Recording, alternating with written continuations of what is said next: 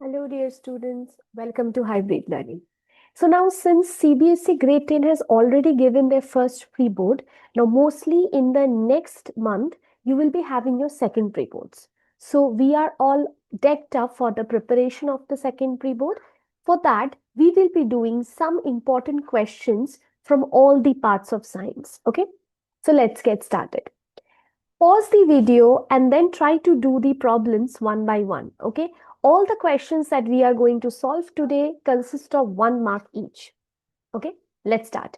First, which phenomenon of light gives rise to Tyndall effect? Okay. Now let's talk about Tyndall effect. Tyndall effect is basically the phenomenon, basically the scattering of light by colloidal particles by which the path of the beam will be visible.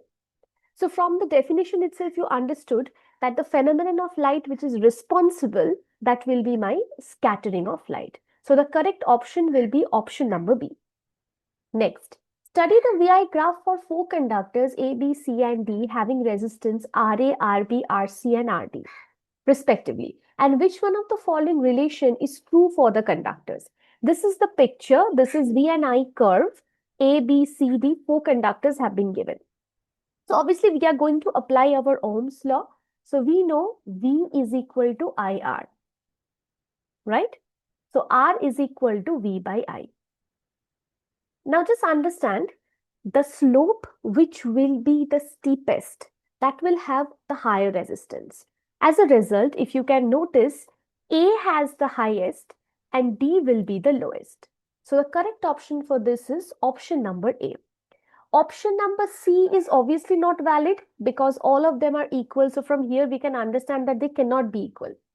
Second, D option is a mix of equal and less than. Again, it's equal, so we cannot. So both the options are not correct. So from A and B, you have to choose. Now, how will you choose that? You have to identify the slope from where you can find out the resistance of the conductor. Next question. Assertion. Magnetic field lines do not intersect each other. Reason. At the point of intersection, the compass needle would point in two different directions, which is not possible. So assertion is obviously true, right? Magnetic field lines are imaginary field lines through which we can identify the extent of the magnetic field.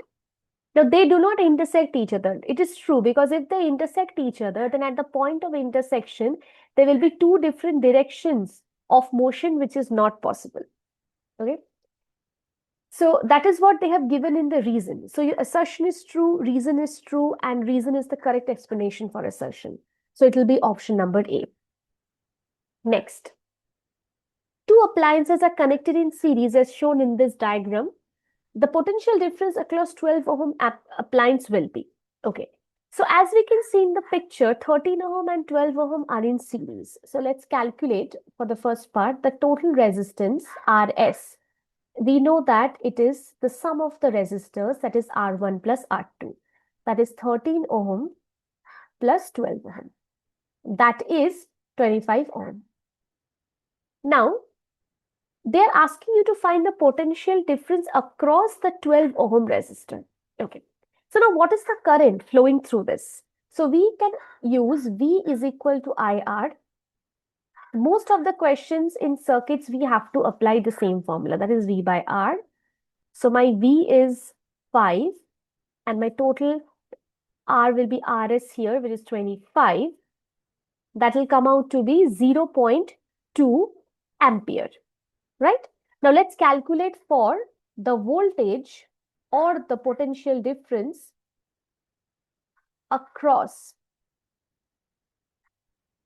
12 ohm.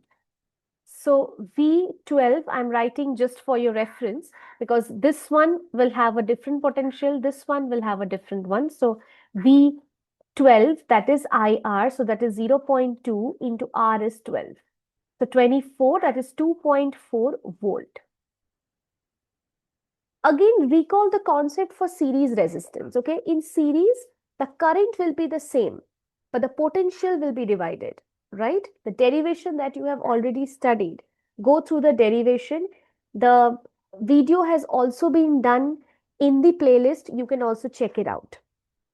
Number 2, a current of 0.5 ampere is drawn by a filament of an electric bulb for 10 minutes. So my current I is given by 0.5 ampere and the time is 10 minutes. 1 minute is 60 seconds. So 10 into 60, that is 600 seconds. Okay. Find the amount of electric charge that flows through the circuit. Now we know I is equal to Q by T. That is current is equal to charge per unit time. So my charge is equal to current into time. So that is 0.5 into 600. That is 5 into 60.